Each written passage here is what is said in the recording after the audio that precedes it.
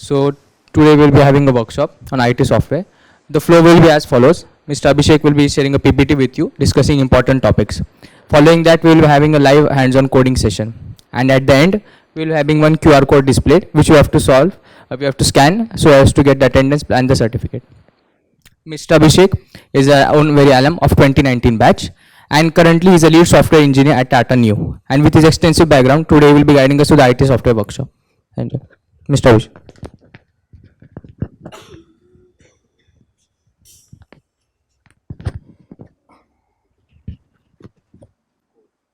Hello, am I audible?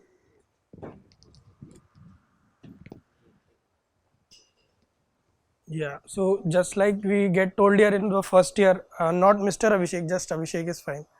Uh, so today we'll be talking about principles in programming.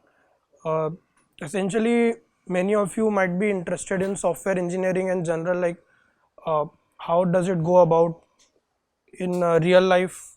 Some of you might have questions or essentially curiosity about how to get job in a software company and stuff like that, IT company, and something regarding placements, maybe what you can do after that. All of that I think we can talk about today. So first of all, good morning to everyone. I would want to like to know that essentially how many of you are from first year, second year, okay, third year, fourth year. Okay, so second year and fourth year people. Anybody who is outside from IIT is also there? Not okay, fine. And essentially, what is your backgrounds? How many of you are from aerospace engineering, chemical engineering, mechanical, computer science? Rest of you guys, meta. Okay, energy. Okay, fine. Sorry, meta. Yeah, that I got. So fine. I think we can start. So I'll just give a brief introduction of things that maybe I did in IIT and also what I am doing right now. So I started doing programming kind of a stuff like very early on, not even when I was in IIT, even before that. But in IIT actually I focused on it a lot, and I essentially did a lot of engineering for software engineering essentially for classes that are there in computer science. In departments also there are classes, and for real world applications which were actually serving the users. So I did one startup called Stamp My Visa, and then after that, after college was over, then I became the lead engineer, software engineer at Tata Digital, which whose flagship product is Tata Neu. So have you guys heard about Big Basket, 1mg, or Chroma, or for example? So Tata Digital is the holding company for all of that. It has 100% ownership in that, and essentially I manage the tech stack for all these brands, consumer facing brands, and architect. So that's what I do. So today what we will do is we will just understand a few very basic principles in software engineering and in general in programming. And what I will be presenting today is not more of from the perspective of the details about it, but how to approach. So some of you who are in fourth year who would want to do a kind of a preparation for their placements and stuff like that, and in second year also or in third year also, the people even in first year, it does not matter actually, whoever wants to think about doing programming in general, it might be helpful, like how to approach this software engineering thing in general, right? So that's my perspective, and I will be giving an approach generally. So I will be just taking a few examples and giving an approach on how to think about it, and what you can do, whatever the time that you get in IIT, like if free time or whenever you get time, or if you want to do that, then you can do a deep dive on the approach that I am explaining. Okay, so first of all, all of you are interested in data structures, right? Is there anybody who is not interested in data structures or does not want to understand? This will be useful, right? Data structures will be useful. Fine. So the point of this is it should be useful to you guys, so you can interrupt me, ask me questions in between. You can like ask any questions in general relating to this topic of software engineering, or outside this topic also you can ask any questions. It is fine. So these are the topics that I think will be useful to you guys: data structures, algorithms, how to think about time complexity, what is recursion, what is dynamic programming, and a little bit about what is data science, machine learning, essentially AI, deep learning, how to approach those topics, right? So how many of you guys have already taken some course in data structures, or like already know about data structures? Okay. Okay, fine. So data structures, essentially, anybody want to take a guess like what are data structures? Anybody wants to take a guess? Who knows what is data structures? Like try to explain.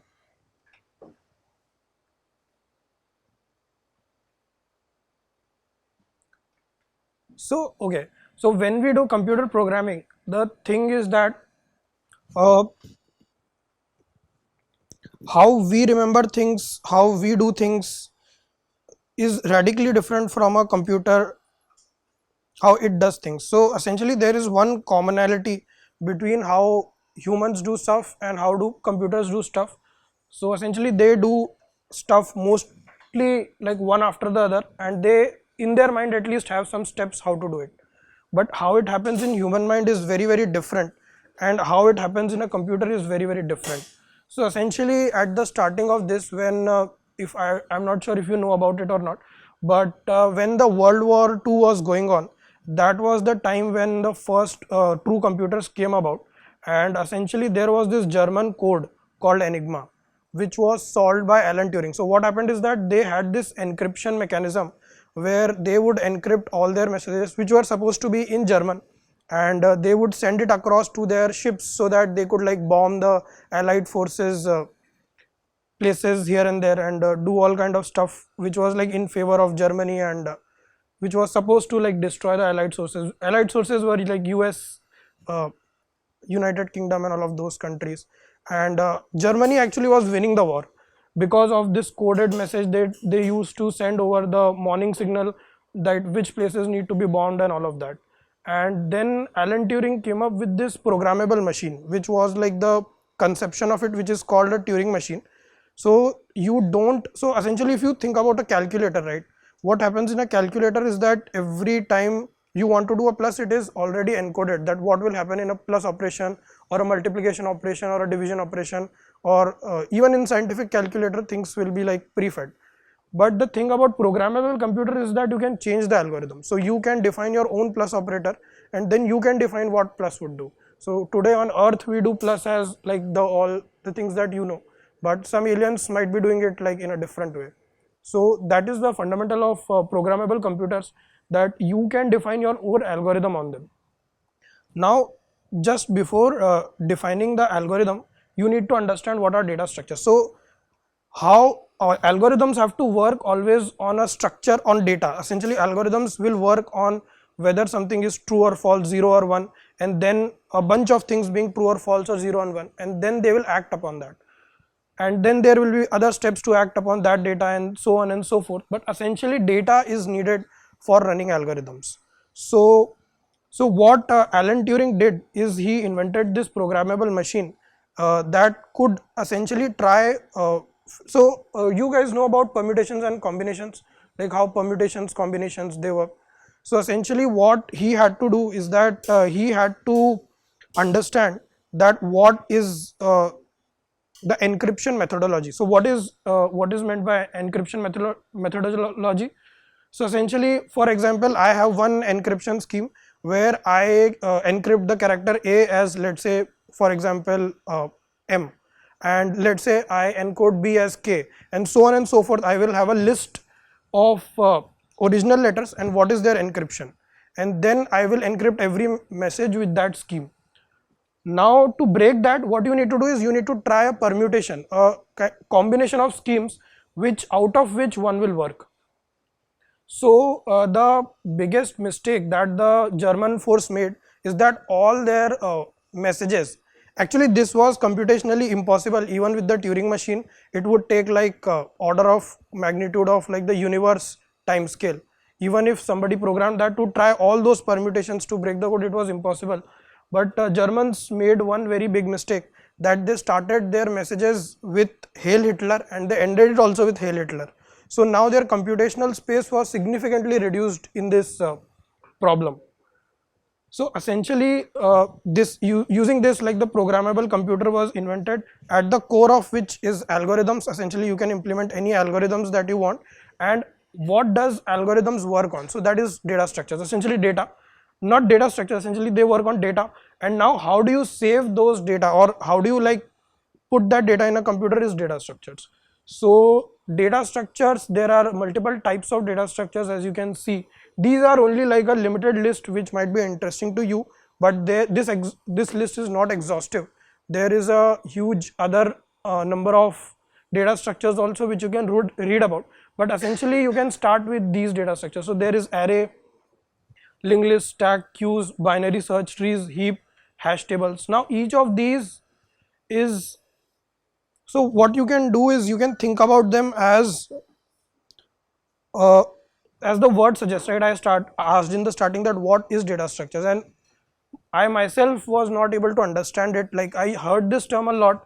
I took courses also on data structures, but like till actually doing the programming and actually building very very large scale systems, I finally understood what is data structures. So data structures is like very simple. It is the structure of your data. Like this idea is the core in data structure. So the structure of your data could be an array, which is like one by one things. It could be linked list. So let me take an example, right? So array could be something like you start with 0 1 like 5, something like this. So this is the structure of your data. So this structure has like only two parameters. First is the index I, where is this visible to the last people? So this index I and the value at index, which is V, value at index. So this is one of the simplest data structures, that you save data in such a way that essentially for every data you have an index. So even a simpler data structure, even simpler than this, would be a set. Do you guys know about what is a set? So set is like just a bunch of numbers. You have 1, 2, 3, whatever, 9, minus pi, whatever. This could be a set. Now the difference between a set and an array.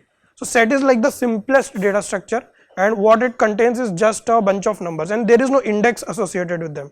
So if I talk about 2, you don't know like what is its index with respect to 1. So that is a set. Set might be useful in few cases, but there are like very limited number of algorithms that you can run on it. So this is also a data structure, but there is no index. Now we have added one more parameter in this set called the index, and in set, essentially, if you know about set theory, each element can only appear once. So I cannot have pi twice. So I cannot have pi twice because I don't have the index. So this you will need to understand, that why I can't have pi twice in this, because I have no way of differentiating them without the index. Like if I had one more pi in that and I had no notion of an index, then how would I differentiate ever between this pi and this pi, right? So I cannot have repeating elements in a set, and although I can have it in an array. So here we morph from a set to an array, and in array we have introduced this very important thing, index, where I know the referential position of each of the data. So this is your data, right? And this is your data structure. So if you add index to it and store value according to that, then this essentially becomes a data structure. Although set is also a data structure, but array has index on top of that, and so on and so forth. Like on top of it, like there is linked list. So in linked list, what will happen is that this element will be linked with this element, and this element will be linked with this element. So essentially, when you are storing the position of 1, you will say that okay, the next element is 5. So that is kind of a linked list. And similarly, you have stacks, queues, you have binary search trees. We will talk about binary search trees You have heaps. Heaps is kind of a binary search tree. You have hash tables, which is also a kind of a different data structure. And then finally you have graphs, and then there are many other data structures also, like hypergraphs and stuff like that, but these are primarily used. You can invent your own data structures also. You guys, do you like how many of you are aware about like how C works or have programmed in C? No one. Okay, how many of, okay, few. How many of you know how Python works or have programmed in Python? Okay, you have not programmed in either. So it is a very good thing in general, like to pick up at least one programming language. It will be like helpful for you for your entire whatever your life ahead lies of you. Programming, like you should at least pick up. Do you, for the people who don't know either Python or C, do you know any language, like any language? C++, na? C++, right? So you know C++ at least. Yeah, that's what I meant by C also. So you guys, you know C++ at least, right? Okay, so C++ is like that only. C++, you can define your own data structures. Have you like worked with structs or defining your own classes in C?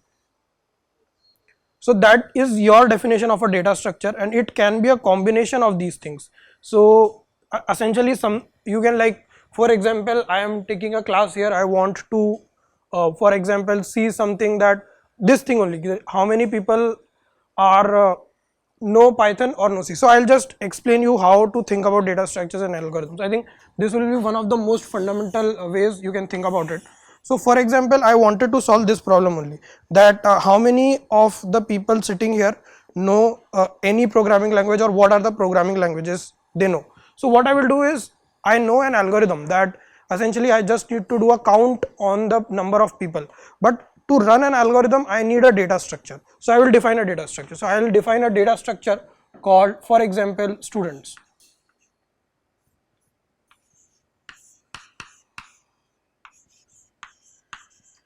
And this is my data structure.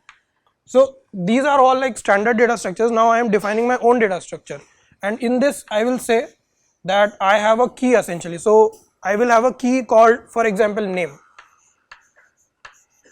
So this is one of the keys in my data structure, and it will contain the name of the person. And then I will have one more key called, for example, programming languages.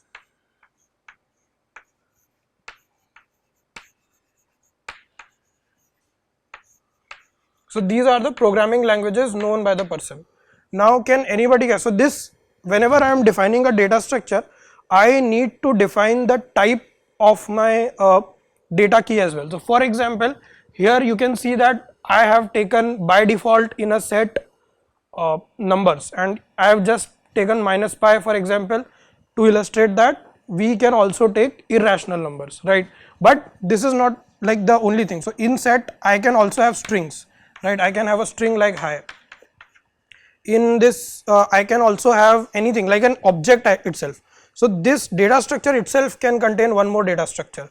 So this will be like, in set theory, if you know that the universal set contains all set containing itself and the empty set. So this is like that, that the set itself can contain one more set. So like the elements in the set, or and the same thing for goes for this also. So here also I can have one element called hi, right? But we don't generally do this. So this is, although possible, 100% it is possible, but we don't generally do this. Because why do we not do it? Because we want to run algorithms on this. So for example, my algorithm is to calculate the sum of all the elements in an array. Like this is my algorithm. Then what will happen is that when I try to do the sum, I don't know the addition operation of, for example, I start with here, right? So I do 0 plus 1, I get 1. I do 1 plus 5, I get 6. I do 6 plus 6, I get 12. But I don't know how to do this 12 plus high, right? So I don't know how to do it. Like, so there are a few ways like we can come up with. So we can say that, okay, what I'll do is I'll convert 12 also to a string, and then I will say 12 high, which is fine. If you want to do that only with your algorithm, that is fine. But for example, this was explaining, so I'll take my example, which I have done, is that this represents the customers placing orders, right? Then high has no meaning in that. Like these are the number of orders that the person has placed in the last 6 months, let's say, right? So this person 1, person 2, person 3, person 4. Then high has no meaning in that. It is most likely an error entry. So that is why whenever I am defining a data structure, I will always define the types of my keys. So here I will say that, okay, my array is like this. So my array is something like it should only contain numbers. In some languages it might be called numbers, in some languages it might be called int, in some languages it might be like other things like that. But essentially I am defining a type, right? So here I have defined a type that my array should only contain numbers. So now when I do this plus operation, it will never happen, because at the time of insertion of high into this array, it will throw an error. So essentially in most programming languages this will happen, that when I have defined a data element like this, then it is not possible. The programming language itself will make sure that such entries are never inserted. So to get back to the point, so I will define the name to be string, right? So now can anyone tell me what should I choose the type of this programming language?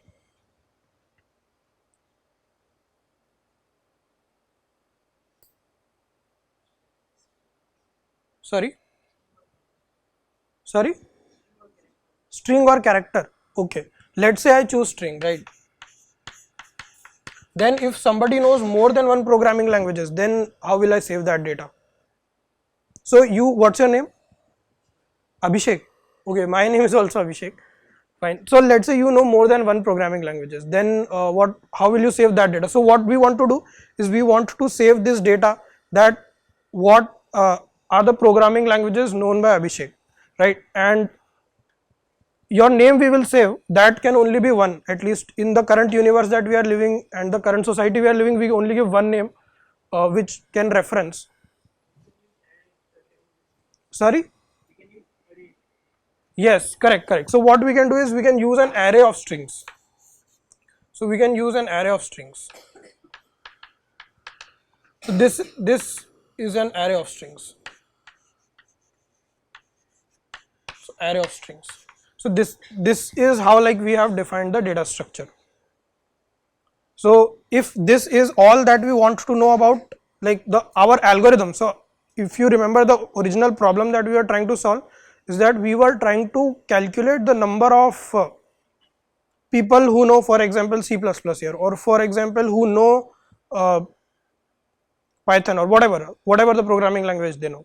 So for that running that algorithm, we have to define a data structure. So we have defined this data structure, which will be sufficient for us to run an algorithm to count the problem that we started with. Now there might be like other things also you want to add or you want to run, and then you can add that. So if we want to see, so initially also I asked a question that I wanted to see that how many are from first year, how many second year, fourth year, whatever, and which batches you are from and which streams you are from. So that also we can do. So we can do something like I don't know, branch. So here it will be like one person currently has only one branch, so it could be a string, and then we could also define the year, right? And that could be first, second, third. So this could be a integer also, because I think, or it could be a string also, it will depend. Like if we, so now we are defining a data structure. So now this choice, should it be year or should it be a string or should it be an integer? Like how will we take that decision? So this decision will again depend upon what you want to do with this year. So is it something like you want to calculate the average age of a student at IIT Bombay? Then what you can do is you can save it as an integer, and then you can take a sum and divide it by the number of students, and then you will get it. So if you have that application that you want to like average age, meaning average age is a wrong word, average time spent at IIT Bombay. So if you want to calculate that, you will save it as an integer. But if it is only for segregating, so for example I just want to get the count of people who are in first year, count of people who are in second year, third year, In that case, what I will do is I will save it as a string, which is fine. So for example, but the good thing is that if I save it as an integer, I can still do the first thing. I can still like see the unique number of students which are there on a first year, second year, third year, so on and so forth. So that is why let me just define it as an int. So this choice of my data structure, this is like the choice of my data structure.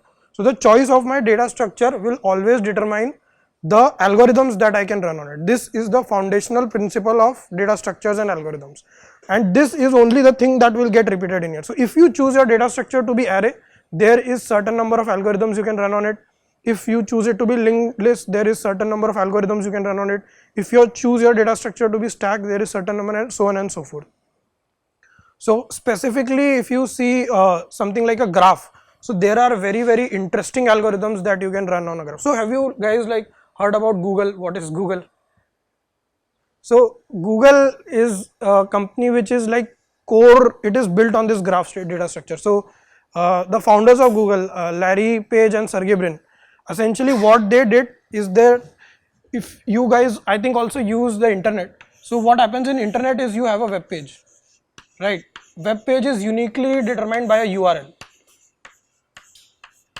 So you have a URL which is on your like top bar on your browser, that is the URL, right? And that URL, when you click on that URL, it loads a HTML page, right? Which the thing that you see on the screen. But if you just do like a right click on that and go to inspect element, it will show you the entire code, the HTML code of that.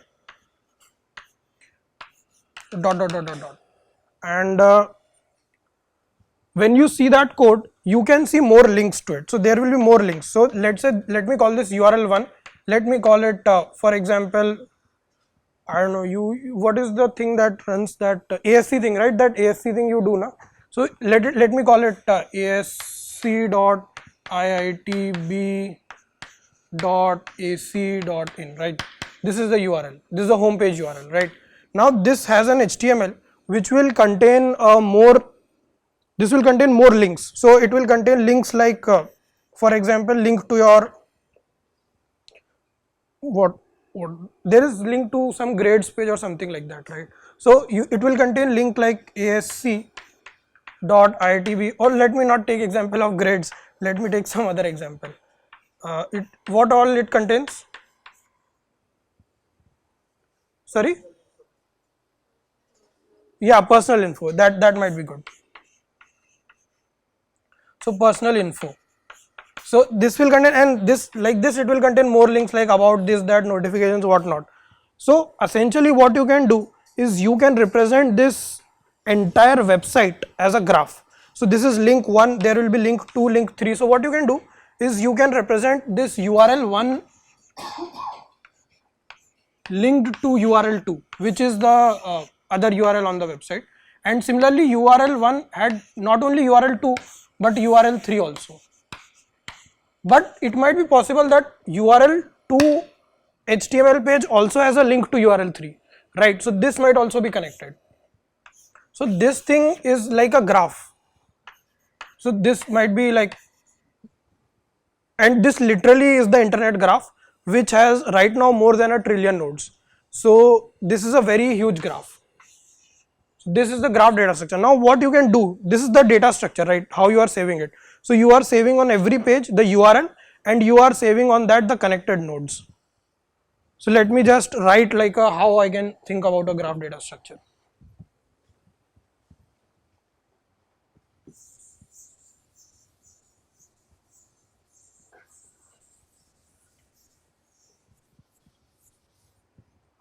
So I will say that on URL 1,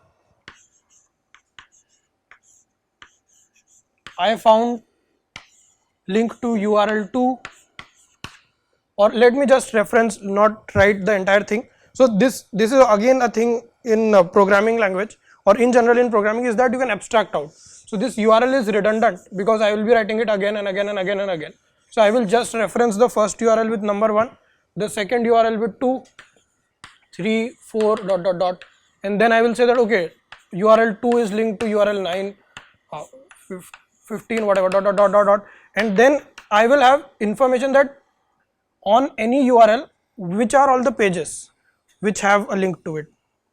and similarly I will get it for 2, and this is like a representation of a graph using array data structure. So now the thing here is also an important point which you should think about, is that it is not necessarily that the data, so this is the absolute data, right? I want to represent this data that URL 1 is linked to URL 2. That data I can represent using multiple data structures. So I can represent the same data with multiple data structures. So right now what I have written is a array representation of a graph. So this is an array representation of a graph. Are you like guys getting what I'm saying, or are you not getting what I'm saying? You guys are getting, right, what I'm saying? If something you are not getting, now just you can like ask. So this array representation of graph.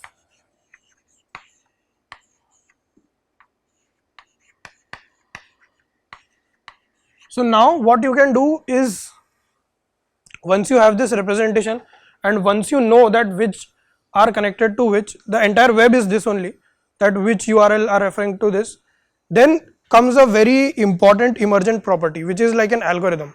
So now you guys have taken a course on so there is this one course which is there where they talk about power method. I think it is some maths differential equation kind of a thing.